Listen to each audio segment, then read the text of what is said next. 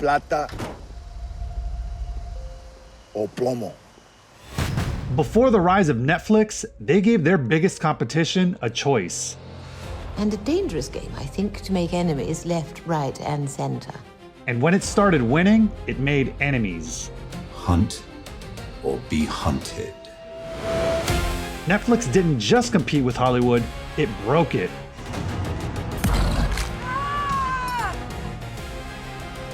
And then it had a plan to break itself.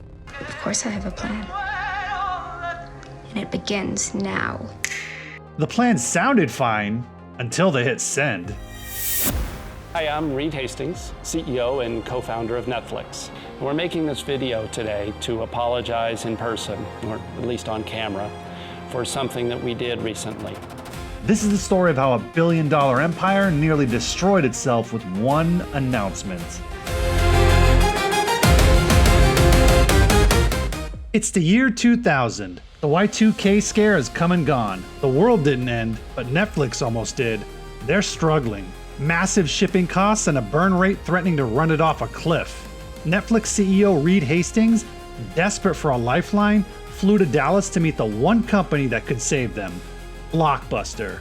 Now, if you're not familiar with Blockbuster, bless your youth. For Gen Xers, it was the king of Friday nights. A billion-dollar empire of blue and yellow stores with endless aisles of VHS movies. And if you forgot to return your movie on time, that drop box made sure you paid for it with hefty late fees. Hastings' pitch was pretty bold. Buy Netflix for $50 million. Make it Blockbuster's online division. Netflix handles the tech, Blockbuster handles the scale. And Blockbuster? Well, they laughed in their face. Literally. They passed, and Hastings flew home embarrassed. It would go down as the most expensive laugh in media history. Because over the next decade, Netflix pushed forward, outlasting the dot-com crash, perfecting the DVD by mail model, and turning the red envelope into a cultural icon. By 2007, it quietly launched streaming, a few hundred titles at first, then more and more. Blockbuster, meanwhile, kept raking in late fees and refused to give them up until they were forced to. And why would they? They made tons of money gouging their customers. In the year 2000 alone, Blockbuster made over $800 million just from late fees. I know I hated paying them back in the day. Let me know in the comments what your worst late fee was. They were so universally hated that Blockbuster even launched a campaign promising to end them.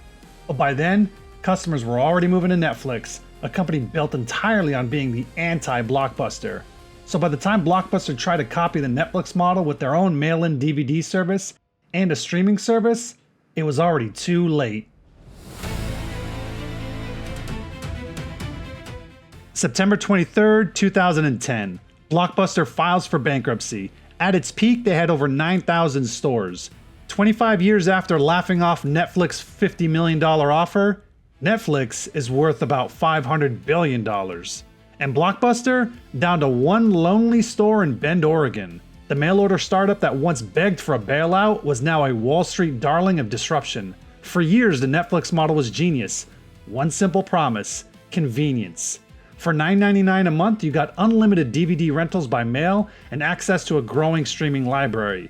And you didn't have to worry about late fees. Rent it for as long as you wanted, put it back in the mailbox, and send it back for a new DVD. Device integration was exploding. Netflix on the Xbox 360 and PS3 was a game changer, soon followed by Roku and smart TVs. Internally, teams were split between DVD Co. and Streaming Co., a signal that Netflix's past and future were dividing. To executives, that made sense. Different margins, operations, and futures. But beneath the surface, a financial bomb was ticking. Streaming rights were getting expensive fast. Studios wanted more money. To keep up, Netflix needed new cash fast. And at Netflix HQ in Los Gatos, Reed Hastings was about to hit send on a decision that would torch $10 billion in market value within 4 months. July 12th, 2011. Netflix announces that prices are jumping 60% overnight. The $9.99 bundle that included streaming and DVDs would now be split, $15.98 total for both. No warning, no rollout, just a cheerful announcement, which by the way is exactly how I'm asking you to hit subscribe. No warning, no rollout, just please help the channel by subscribing. Don't worry, it won't cost you $15.98. Social media exploded. The backlash was immediate, brutal, and relentless. Some users even renamed the CEO Reed Hastings. Reed Hastings later admitted he saw it as a necessary business move. Netflix, the anti-corporate hero that killed late fees, now looked like every other company cashing in on loyalty. And the timing couldn't have been worse. Hulu was gaining ground, and Netflix was about to lose its Stars library, nearly 8% of its catalog. Customers weren't just paying more, they were getting less. And the worst was yet to come. September 18th, 2011. Hastings sent an email and published the blog post that would go down in Netflix history. In it, he comes clean and apologizes for the announcement, a sincere apology from the CEO about the lack of respect to its customers. Sounds great, right? Well, for about the first 3 seconds, then customers kept reading. Hastings announced a new company called Quickster. Yes, Quickster. The DVD business would be spun off into a separate brand, 2 separate websites, 2 separate accounts, 2 separate bills. No integration, no cross-functionality.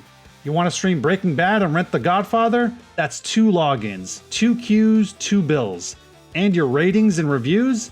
Those won't even transfer to the other. One analyst summed it up. They went from being about the smartest company to the dumbest company in 3 months. And the embarrassment wasn't over. Netflix forgot to secure the @Quickster Twitter handle, owned by a guy whose profile picture was Elmo smoking a joint. That was the face of Netflix's $10 billion rebrand.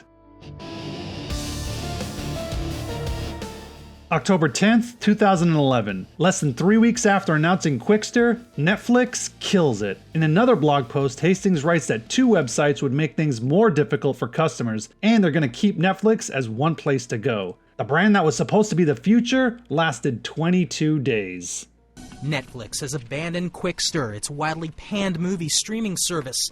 The move comes less than a month after the company said it would spin off its DVD rental business into the new website. In a blog post, CEO Reed Hastings said sending customers off to another website would be an inconvenience, and said the company is dropping the plan.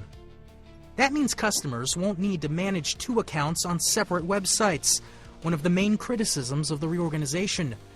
Quickster never processed a single rental, never had a website, it only existed as an idea. A real bad one at that. Hastings later admitted that every executive thought Quickster was a bad idea, but no one spoke up. Basically, he had a bunch of yes men around him. Hastings believed companies rarely die from moving too fast, and instead, frequently die from moving too slowly. But Netflix had just proven moving too fast can kill you too. October 24th, 2011, earnings day, and it's a bloodbath. Netflix reports its first ever subscriber loss. 800,000 users gone in 1 quarter. Think about that, nearly 1 million people decided based off the Quickster launch they were canceling their Netflix accounts.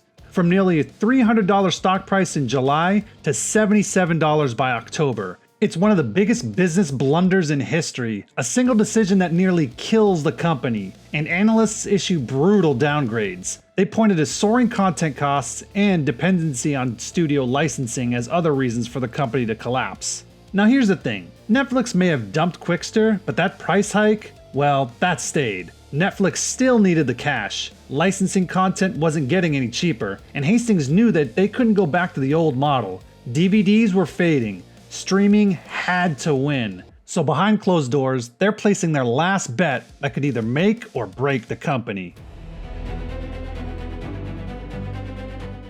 February 6, 2012. Netflix releases Lilyhammer, its first original show, starring Steven Van Zandt as a mobster in witness protection starting over in Norway. It was a small test, but it worked. Audience proved that they'd watch an entire new series exclusively online. But their real weapon was much bigger.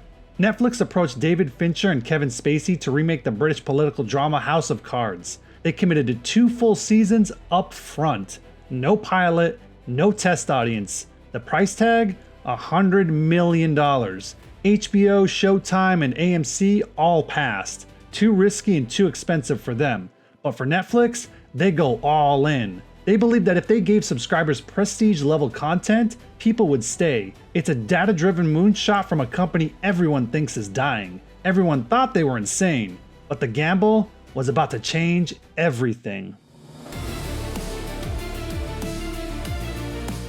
February 1st, 2013. House of Cards drops. All 13 episodes, all at once. Binge watching was born.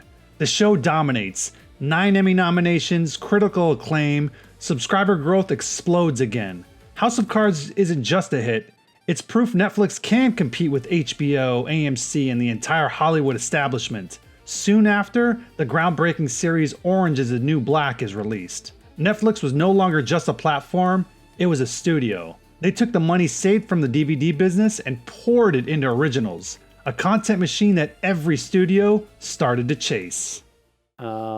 We were spending enough on big ticket TV shows from a licensing standpoint that my partner Ted Sarandos, who lives in LA, said, now's the time. And we were like, oh my God, are you crazy? We're going to put $100 million. It was like a quarter of the content budget. And he was like, don't worry, I've negotiated. We don't have to pay for it till 2013. And, but man, it was transformative. So he picked incredibly for what we need. And I don't get any credit for that. That was all him. Netflix didn't just upend the rental industry. They also blew up the entire Hollywood system. When streaming began, the big studios laughed.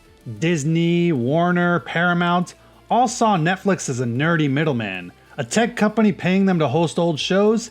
Easy money. Netflix didn't just license their leftovers, it weaponized them. While Hollywood protected theatrical windows, Netflix trained audiences to binge. While studios waited for box office weekends, Netflix chased retention rates. By the time anyone realized what happened, Netflix had stolen their audience and their future. When the panic set in, it was too late for these old Hollywood studios. Disney scrambled for Disney Plus, got some success. Warner threw together HBO Max. NBC launched Peacock.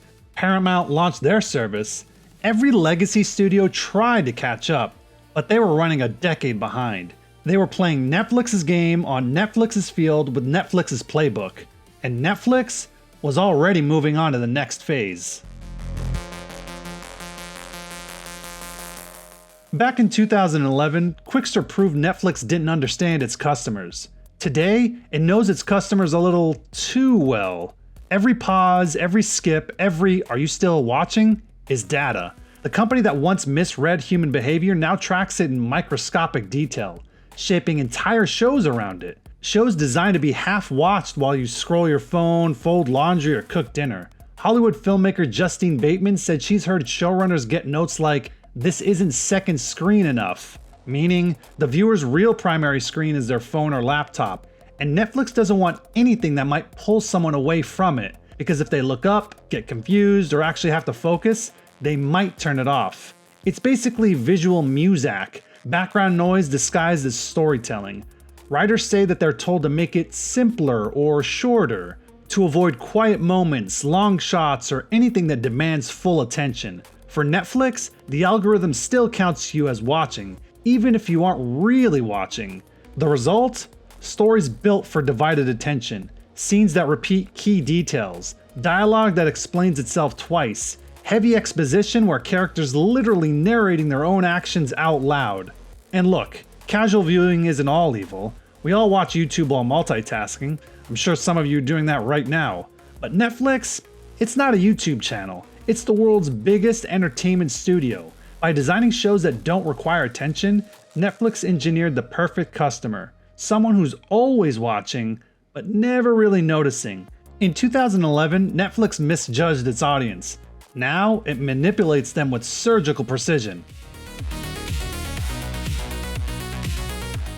Today, Netflix has hundreds of millions of members around the world. The company that was offered $50 million in 2000, then lost $10 billion in market value in 2011, is now worth nearly $500 billion. They learned from their mistakes, they slowed down price hikes, communicated better, rebuilt trust, and doubled down on content. DVDs faded away, exactly as Hastings predicted. In hindsight, Quickster was a disaster, but a necessary one. It was an expensive, humiliating public failure, but one that forced Netflix to evolve. It taught Netflix that data is power. Hastings later called Quickster his favorite mistake. The worst decision Netflix ever made led directly to the best era Netflix ever had. Because without it, there may have never been Stranger Things or The Crown or Squid Game, or an algorithm quietly deciding what you'll watch next. But unlike this channel, which is quietly asking you to watch one of my other videos.